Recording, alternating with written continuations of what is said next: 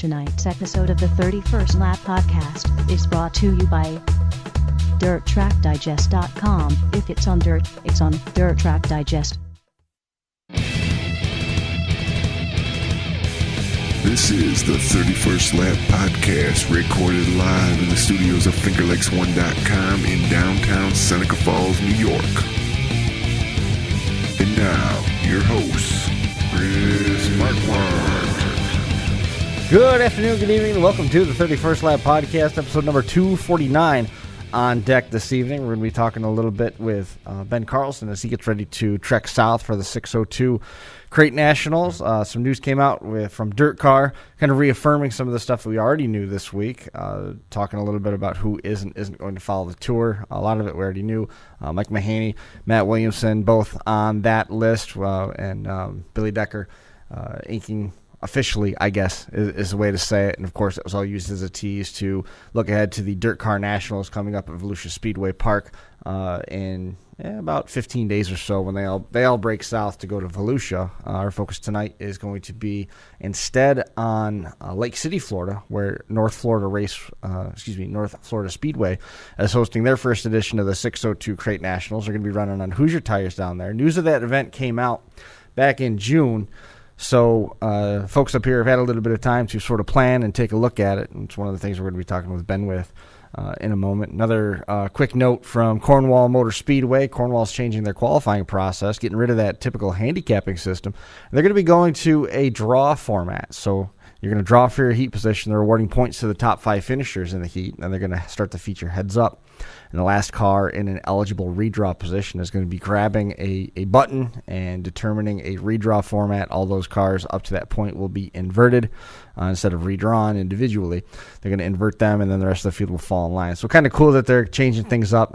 Cornwall, of course, celebrating their 50th year in action. They've added a race for the Cure event up there, and then all the major series that have been part of Cornwall's schedule for the last several decades. They're still going to be in action up there as well. So kind of neat to see some tracks going out on a limb a little bit and getting rid of that handicap program. The whole reason the whole handicap thing came in years and years ago was sort of keep the guys that were winning all the time at the back of the field, make them have to work to come up through, sort of balance things out. So we'll have to see how that plays out up there at Cornwall. So shifting gears a little bit, we've got couple events that are coming up on the calendar, a little over a month away now from Finger Lake Speed World. We're going to be talking with Jim Olin in the coming weeks. He was just named the starter for one of the area's vintage programs, so we'll be able to get into that with him. He's been hosting a podcast from the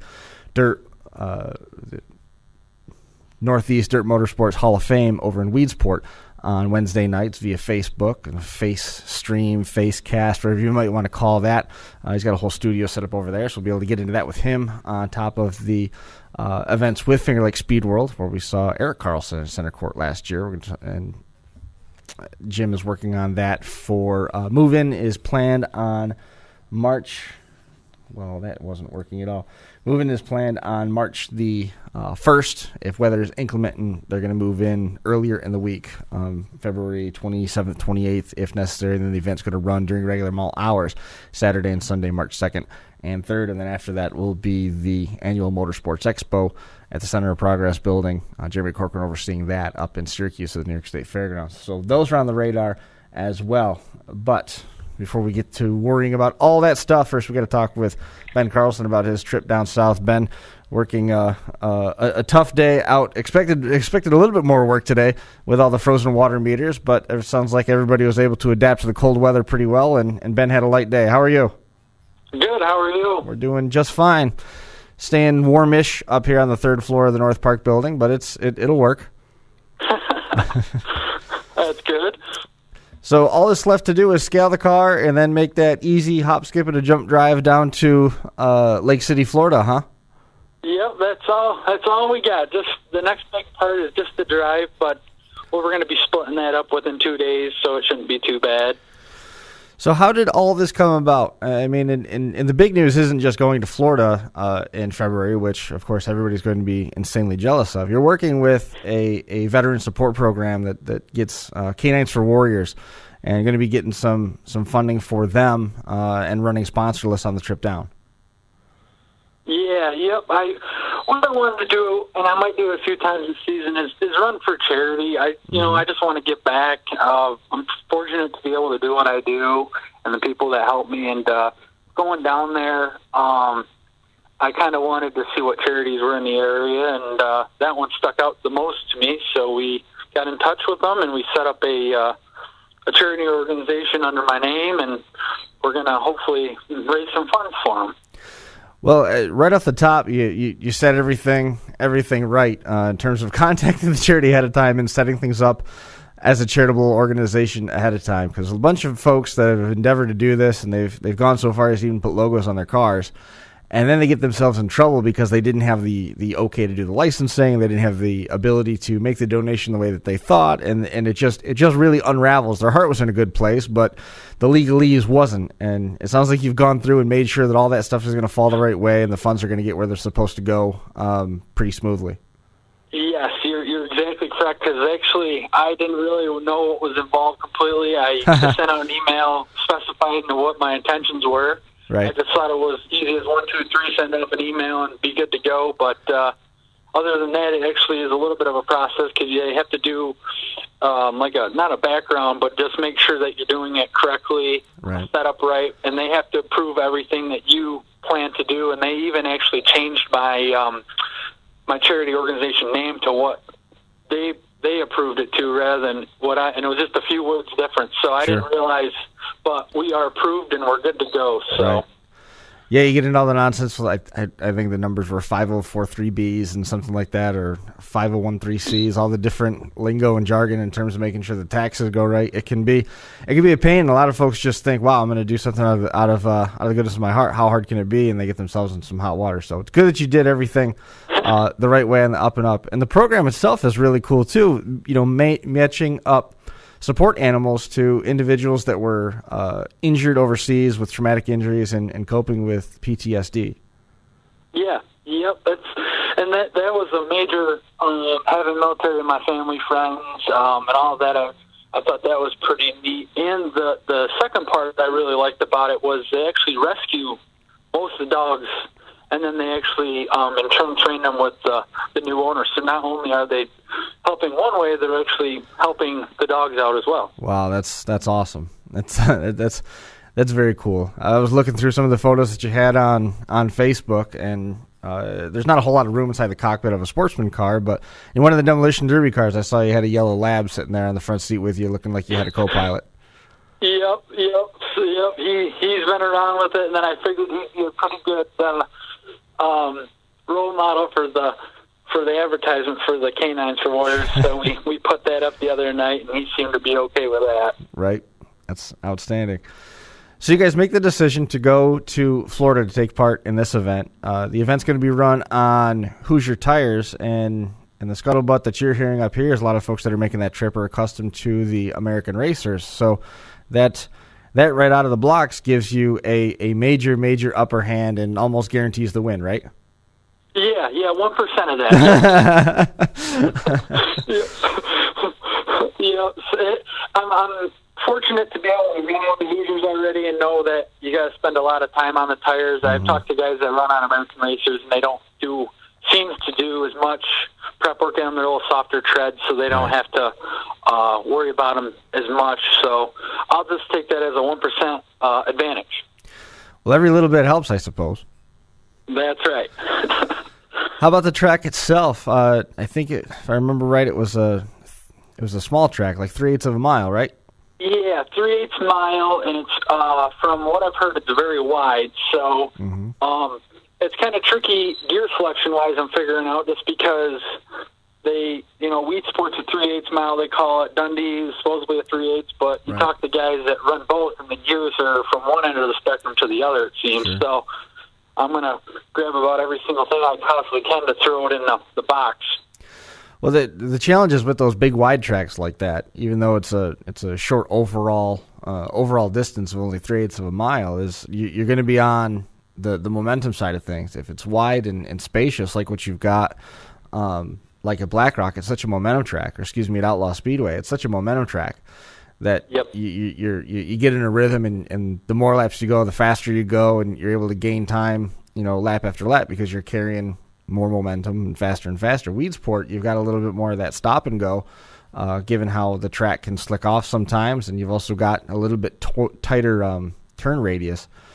Just visually. I mean, you've been on the track more than I have to know the difference one way or the other, but it just seems like it's a much tighter turn radius, especially coming from 3 to 4.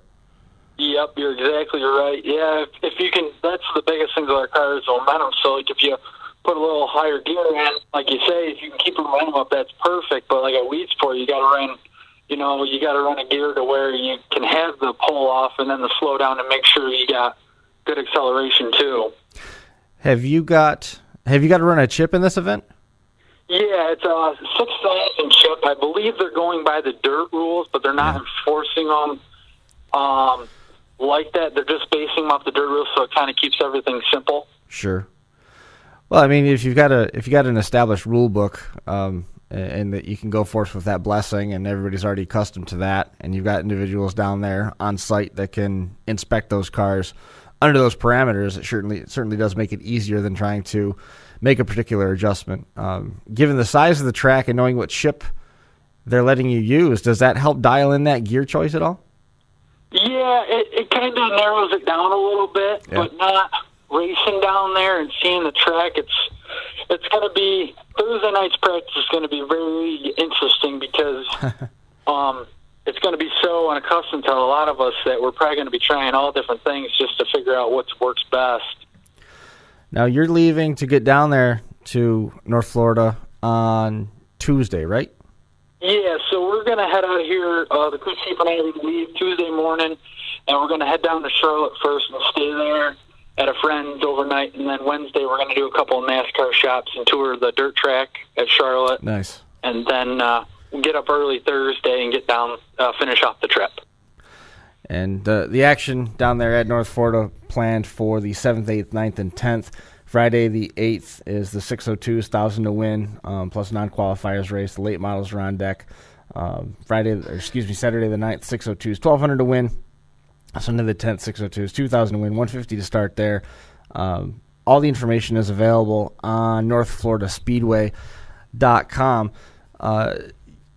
You've got 3 years under your belt, most of your time spent at Land of Legends. Came away with the Sportsmanship Award there last year. You got a top 10 and 14 starts. Got a chance to see a couple of the other tracks in the area, but this is a little bit more extensive in terms of what you've done traveling before.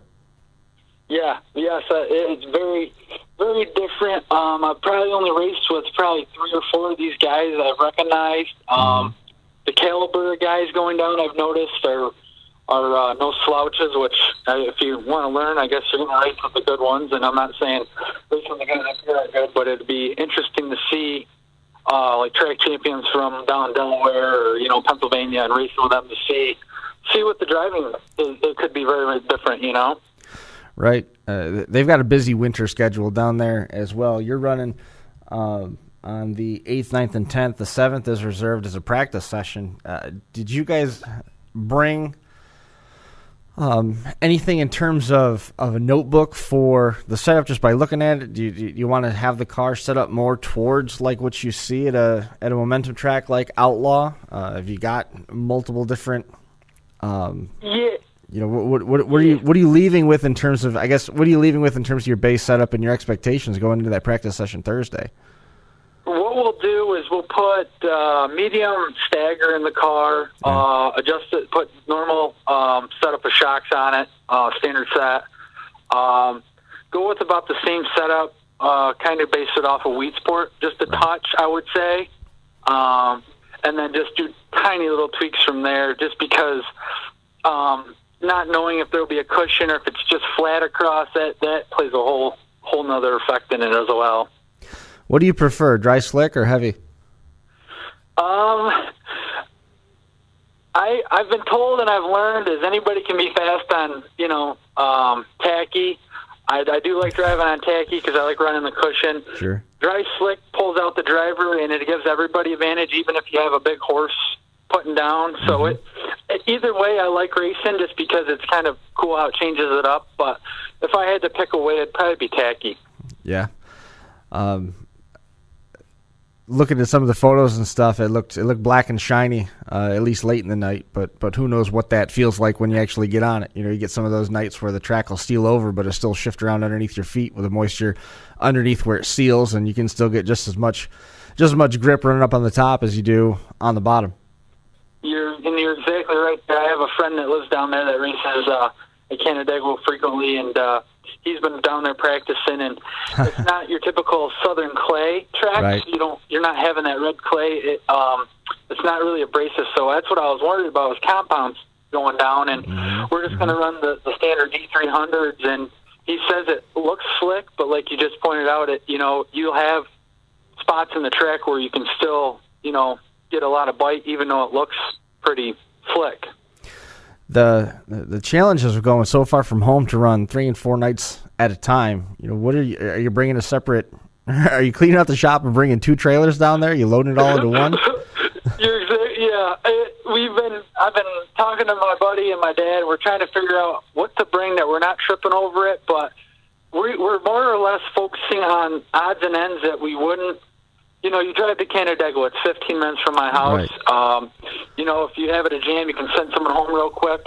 Going this far, we're going to be probably putting a lot of stuff in the trailer, yeah, and hopefully we'll be able to fit the car in at that point. Right.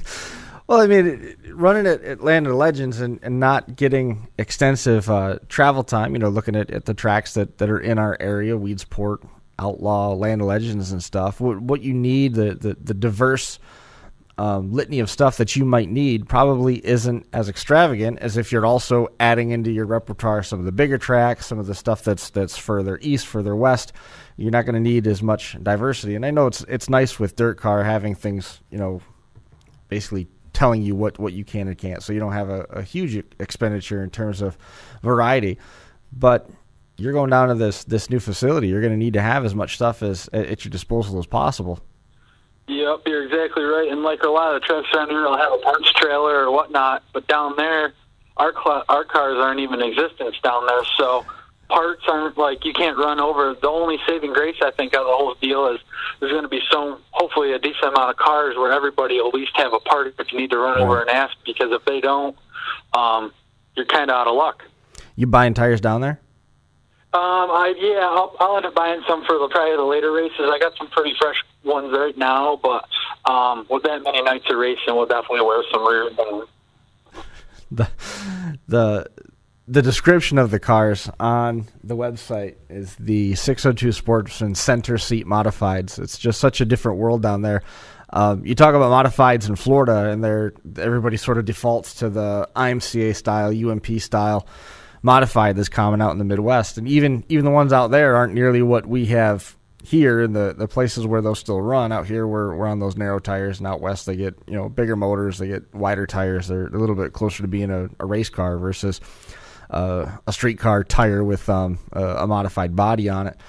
Down there, they fall in love with these cars, though. Volusia being my most extensive experience in this is just because the cars look so different from anything that they've seen. The center seat is unique to what we've got up here in terms of the big block modifieds, 358s, and the Sportsman. So just to see the description of it, the 602 Sportsman center seat to describe exactly what you guys are going down there to run, it was just kind of unique to see. Yeah, I've noticed that too. Is they get a pretty good kick out of it just because they've never experienced or ever seen them. So, and up here, it's like that's all we really see. So it's kind of neat going down to an area to where they're really looking forward to seeing something different come in. So, have you had the chance to go get to places like Ransomville or Fulton or Brewerton or anything in our area? Yeah, I ran in Fulton last year, and that would probably be Fulton and Weedsport, but nothing different than that. So you're going to have more starts in Florida than you have at Brewerton. Definitely. I never would have thought of that. I'm racing in Florida more of this track than I did. So, and it's, I guess after this week, I'm ready to go race in Florida. How's that? Yeah. Well, that's good. I mean, you picked the right time of year to go. Yep. That's our biggest fear is once we decided we were going to do this is, you know how February is up here. It could be the worst ever, and we were just hoping the day we were getting out of here was going to be a good day. And from looking at the weather, it looks like it's going to be 50 and cloudy, so hopefully we'll be good to go. That wouldn't be too bad. The place that you're at right now in terms of your racing career, and I didn't realize it just when we were chatting before the show started, it's been 3 years already. Most of your time being spent in the at Land of Legends, moving from their novice sportsman division up into the main sportsman division. Where's your career trajectory at this point? Are you looking to just sort of keep it home track, or do you have goals of doing a little bit more traveling?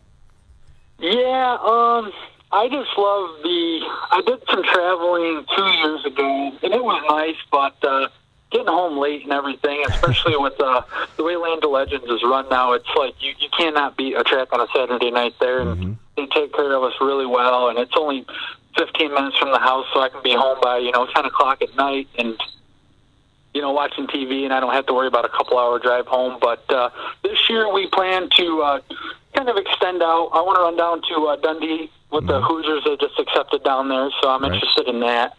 And then Weed Sport again. Try that again, because I had a bad experience there. I hit the wall and ripped all the rear end out of it. So I need to go back there and kind of polish it back up and making sure it's not a bad track. Find some redemption. Yes, yep.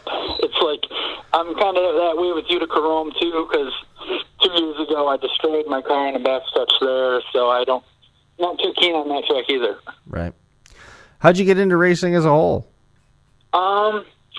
Family's always been into it. My cousin Eric is actually the one to blame for on this. I only say that because I used to go and watch him run sprints every Saturday night, and I figured if I had to go watch him race, I might as well race with him. So I found a car for cheap, called Eric up, and we went and looked at it. And he's like, yeah, I'd buy it. But little did I know, he never even knew what a modified Tenda looked like because he's a sprint car guy. So he sold me on something he wasn't even sure about. So that was an influential buy, but I got it. And it's probably been, I wouldn't see the best selection I've ever done, but it's been the most memorable so far. Is that the same car that you've got now? No, I've actually been through, let's see, this will be my third car. Yeah, I'm on my third car now. Is it something that maintenance? I mean, I know you alluded to that wreck at Utica Rome. Did that toast a car and you were forced to replace it, or were you able to fix that? That one had 4 inches of play. I could stand on one side of the car and had 4 inches off the ground on the other. So that one ended up becoming a racing simulator. So that one was junk. Yeah. And last year I ended up buying Nick Guerri's car, a couple-year-old car, and I had to do that, get a new motor last year because one of the cars that flipped landed on top of my motor and destroyed that. So last year was pretty much a whole rebuild, front end, rear end, and all that. So it was a hard year to grasp, but we started all over, and fortunate enough to have a good year this year without breaking too much. So do you have anything new for this year? Just freshening up last year's stuff? New power plant? Yeah, newer exhaust and a newer carburetor.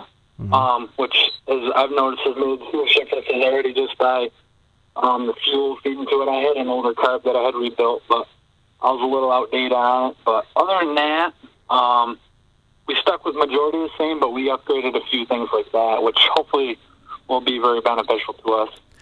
Incremental gains. It all adds up. Yep, you're exactly right. The car itself, I mean, how do you feel about the division where it's at, the affordability? Where are you guys in terms of that thought process? I mean, you've been running it now for 3 years. You guys are running this year basically without sponsors, but you're still in a spot where you're able to upgrade things on the car, and you can afford to make the trip down to Florida. So, I mean, that says a little bit about what the car is in terms of its affordability. Yeah, definitely more affordable than the big blocks. I do have some great sponsors that do help me.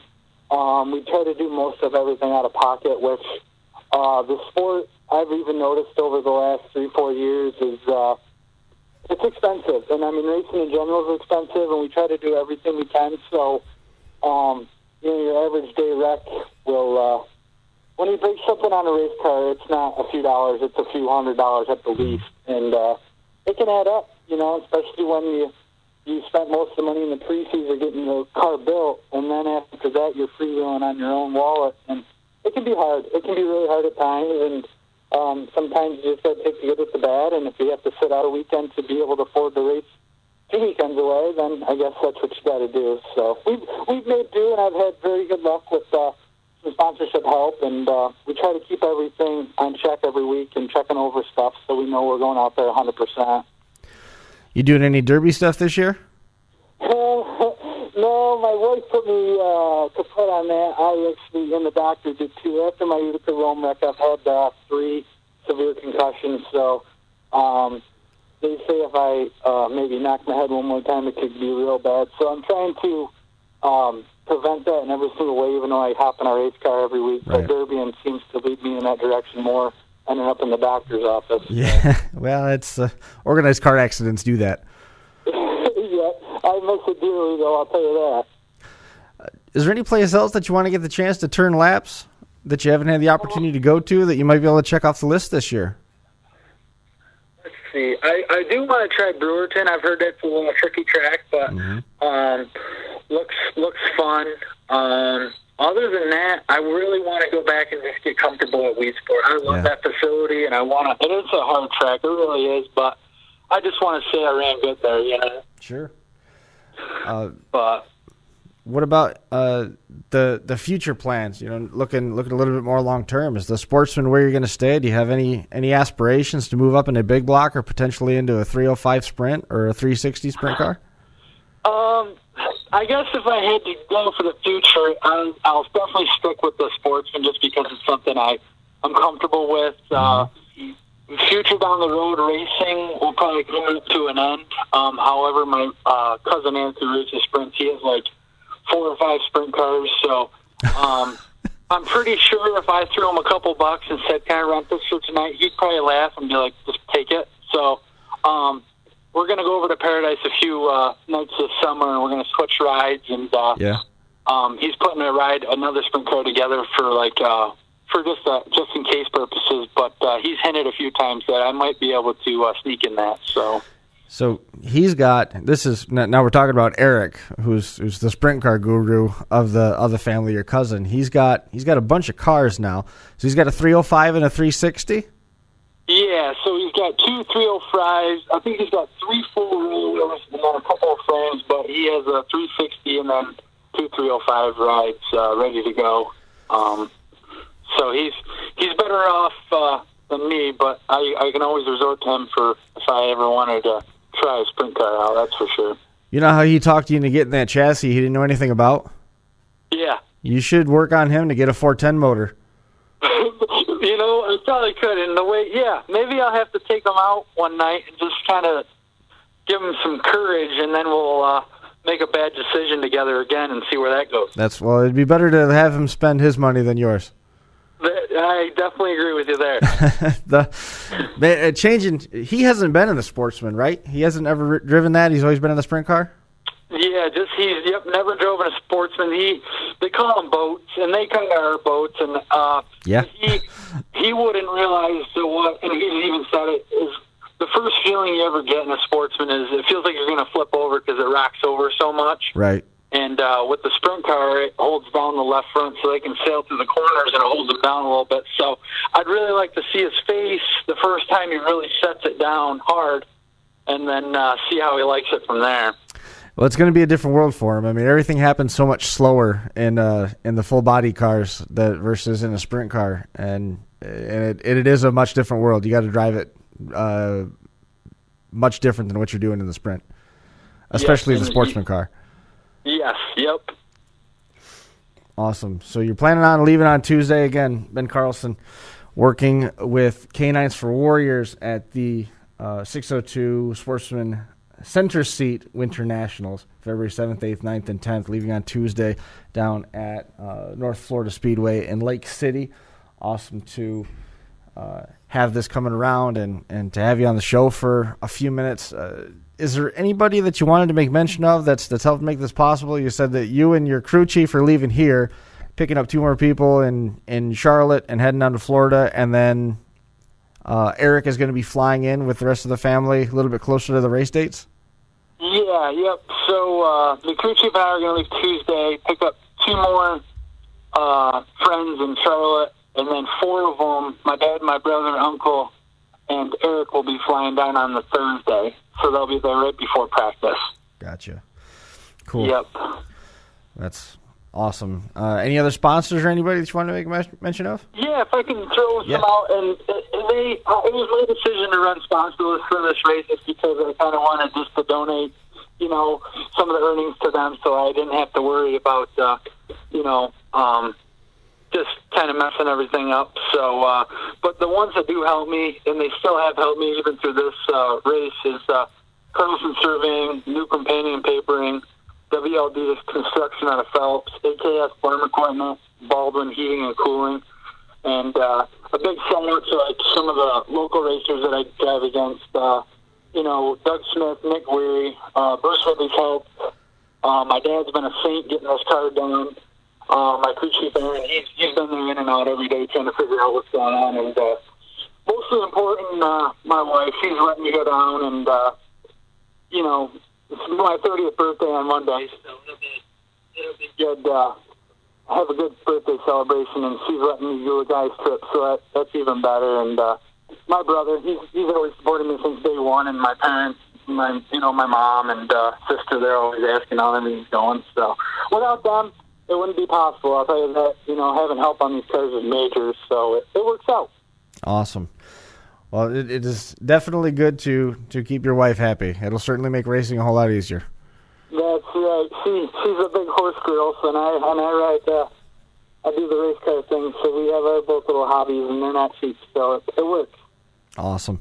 Online, if you want to learn more, northfloridaspeedway.com. They've also got a very active Facebook page if you're looking for more details on the racing event. If you want to know more about what Ben's up to, you can find Ben on Facebook. Spelling for it is on the screen. You can also jump online, support.k9s4warriors.org. That's letter K, number 9, S4warriors.org. There's a bunch of information on there as well if you're looking to get involved with that cause.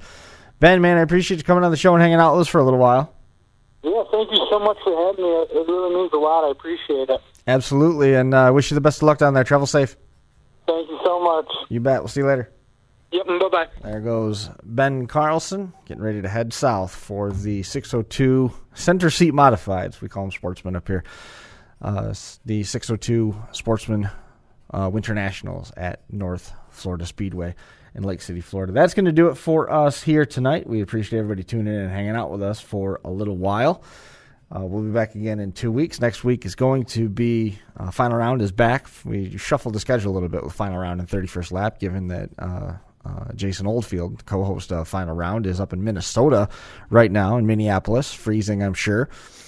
So we'll be catching up with you with some more drag racing action coming up next Thursday. And in 2 weeks, we'll be back with episode number 250 here at the North Park Building at Academy Square. We appreciate you tuning in for number 249. 31st Lap is in the books. We'll see you next time.